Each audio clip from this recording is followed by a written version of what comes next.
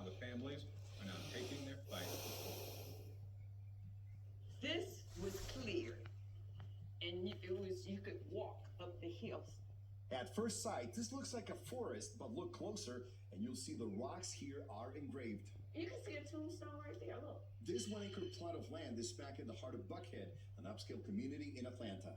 Can you tell us how many members of your family were buried here? My grandmother, my grandfather, I have a baby brother, two great grandmothers, uncles, and aunts.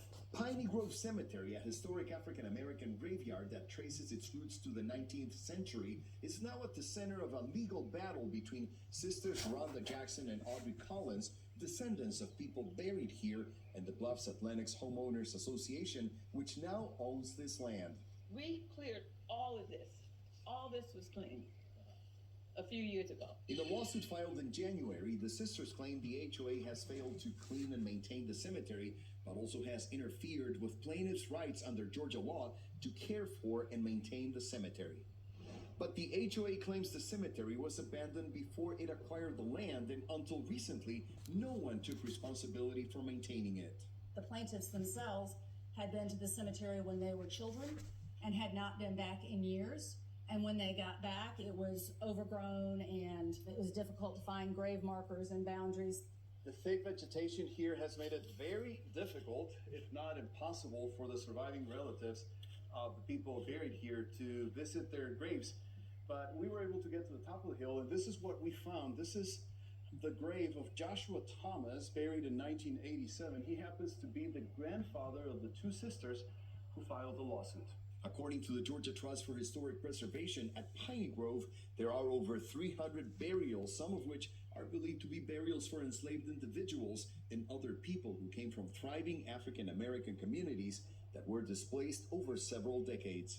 That's been going on since, emancipation, where, African-American communities are displaced through a measure of different tactics. For the last few years, the sisters and a small group of supporters have been fighting a losing battle against the vegetation that is so thick they can no longer reach their grandmother's grave.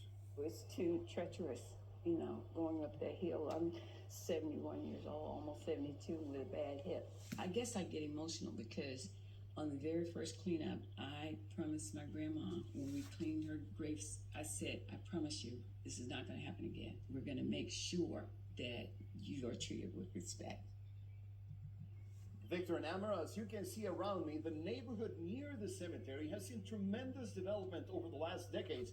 Judge Robert McBurney, who's presiding this case, said during the first hearing that while it is important for development to occur, it must be done in a thoughtful way so that sites of historical significance don't disappear. Victor and Amara. Rafael Romo reporting for us. Thanks so much.